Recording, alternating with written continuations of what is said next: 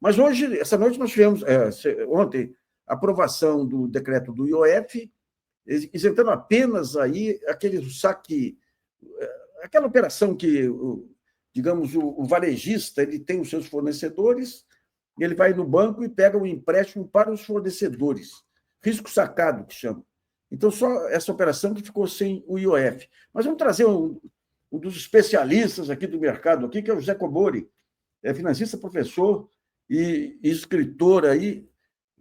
Cobori, muito obrigado por ter aceitado o nosso convite. Boa noite, Nassif. É sempre um prazer poder estar aqui com você e bater um papo com a sua audiência. E como é que você viu essa decisão do Banco Central e o que esse IOF afeta, Cobori? Na verdade, o IOF afeta basicamente as transações que são feitas com o exterior, que é a maior alíquota, né, que saiu de 1,1% para 6%, que é a remessa de divisas para o exterior.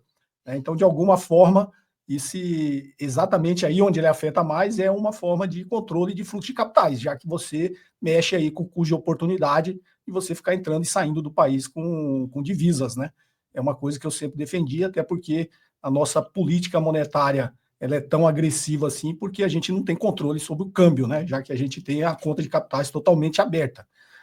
Existe uma trindade aí que nos afeta muito e nos prejudica muito, que é o câmbio flutuante, né? Superávit primário e o metas de inflação. E aí entra a política monetária, porque ela tem que sempre manter esse spread, né, com a taxa livre de risco do mundo, que é a taxa do Tesouro Americano. Mesmo assim, não justifica, né, a gente ter aí uma inflação, uma expectativa em torno de 5,5%, a gente tem uma taxa Selic de 15%, né, a gente está chegando a quase 10% de juros reais. E tudo isso é para tentar controlar a inflação, aonde o Banco Central ainda tem algum efeito, que é na taxa de câmbio. Né? Quando a gente decompõe a inflação e olha, o maior impacto, obviamente, ainda é da inflação inercial, onde a política monetária não atua, e sobra só o que vem via a transmissão via câmbio. Né? E a gente tem o câmbio flutuante e a conta de capitais aberta, obviamente, só nos sobra aí um canhão, aí a política monetária tem que se tornar um canhão para tentar controlar a inflação. E eu sempre defendi que a gente precisa controlar essa entrada e saída de fluxo de capitais no Brasil, porque assim a gente consegue ter um controle maior sobre o nosso câmbio e, consequentemente, sobre a nossa taxa de inflação. Né? Mas quando a gente vê os efeitos, aí, desde lá de trás, quando começou essa história de metas inflacionárias, você via que o efeito direto era câmbio, não tinha esse negócio de demanda, aumentou os juros, reduziu demanda, caiu a inflação. Agora, por que essa dificuldade aí? É dificuldade ou é malandragem de economistas de mercado e do mercado de dizer que é contenção da demanda? Porque, na realidade, a política monetária agressiva do jeito que favorece, né, o rentismo no Brasil. Então, os detentores do grande capital, para eles, é uma situação cômoda. Né?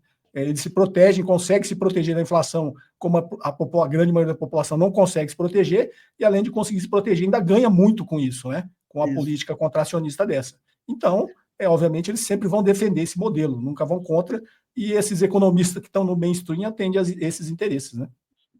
Cobori, de alguma forma esse IOF vai interferir, influenciar um pouco aí as movimentações no mercado de derivativos, que é onde você tem um volume maior de dinheiro ainda especulando? Eu acho que ainda o efeito não é tão grande assim, né? A gente pegou realmente utilizando o IOF como um imposto regulatório, principalmente aí onde ele teve um maior impacto, né? Que saiu de 1,1% para 6%, para compra de divisas e remessas ao exterior. Então aí, o cartão de crédito, pessoa física, saiu de 3,38 para 3,5, não tem tanto impacto assim como todas as outras alterações, né?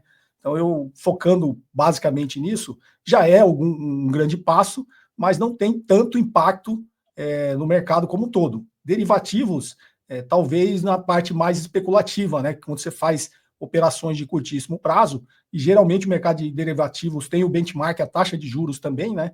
Então, quando você estrutura uma operação de derivativos, que é muito comum, você está sempre olhando para a taxa de juros, né? Então, talvez esse aumento de 1,1% para 5% em transações de derivativos que utilizem divisas que não sejam o real, tenha um grande impacto aí no custo de oportunidade na hora de você estruturar essa operação. Talvez desestimule um pouquinho esse volume que é transacionado via derivativos, que, como diria o Warren Buffett, também é uma arma de destruição em massa, né? Sim.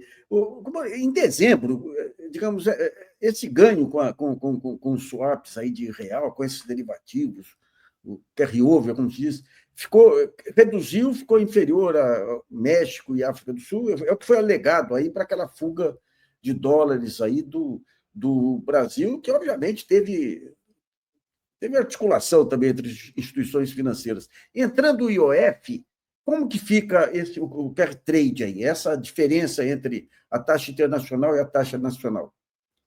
Na realidade, ele vai entrar naquela continha, quando a gente tem a fórmula de precificação de derivativos também, na fórmula sempre tem o que a gente chama do custo de carregamento, né? O custo de carregamento entra o custo de transação, e o IOF vai estar ali. Então, quando eu digo, ele vai aumentar ali, sei lá, 4,9% no custo de transação, e aí toda vez que você for montar uma operação, você tem que contar que você vai ter que agora retirar 4,9% a mais na rentabilidade do negócio, da estrutura do derivativo que você está montando, né? O controle de fluxo de capitais, quando você implementa na primeira vez, sempre vai existir um grande movimento de capitais, mas depois ele passa a fazer parte, né, da estruturação, da viabilidade daquela operação. Então, sei lá, se você colocar o IOF também na entrada, o investidor estrangeiro que vai entrar vai saber que existe aquele custo e que o efeito prático disso é que ele vai ter que permanecer um pouquinho mais com o capital dentro do Brasil para poder extrair essa rentabilidade. Então, ele tem um impacto grande sobre essas operações de curtíssimo prazo, né? E o Brasil precisa, a ascensão da China é um exemplo disso, né? Os países fizeram exatamente o que foi feito lá em Bretton Woods, né? Que é com o câmbio fixo e o fluxo de capitais só na economia real, né?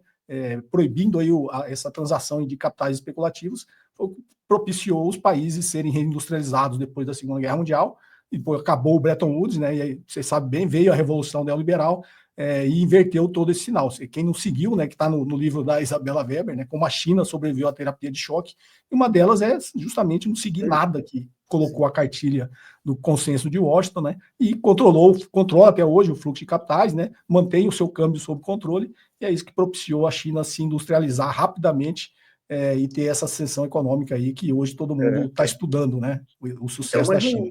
A minha dúvida é o seguinte: o Brasil ele implanta, aumenta o IOF, mas não tem controle de capitais. Então, e ele precisa, segundo as avaliações de dezembro, lá, ele precisa competir com outros países emergentes e ter um diferencial maior. Se o custo de carregamento aumenta aqui, o investidor não vai querer uma Selic maior? Não necessariamente, né? Porque a gente não depende tanto que nós não temos mais dívida externa, né? Obviamente, a nossa dívida é toda emitida em reais, porque o estrangeiro vem aqui e troca o seu dólar, teoricamente, né? Troca o seu dólar por real e faz as operações todas em reais. Então, quando a gente começa a colocar algum tipo de controle de fluxo de capitais, a gente vai ter, digamos, uma atração menor desse fluxo de capitais que está entrando. Mas aquele que entrar vai ter que permanecer durante algum tempo. O Brasil não tem tanta dificuldade assim para colocar a sua dívida no mercado. Na realidade, eu sempre brinco aqui, porque o mercado financeiro, não só o nosso aqui da Faria Lima, né, como dos investidores estrangeiros, é um viciado em droga que você está acostumado com aquela dose, né? Então, sempre que você tenta mexer na dose, que é a taxa de juros, ele tem ali uma espécie de choque, né, anafilático ali, e aí a gente acaba indo e dando a mesma dose para ele. Eu acho que, num primeiro momento, vai ter, obviamente, um choque, né? No mercado como um todo, mas depois você passa a acostumar com aquilo. Não justifica o Brasil pagar quase 10% de juros reais, né? Essa maluquice.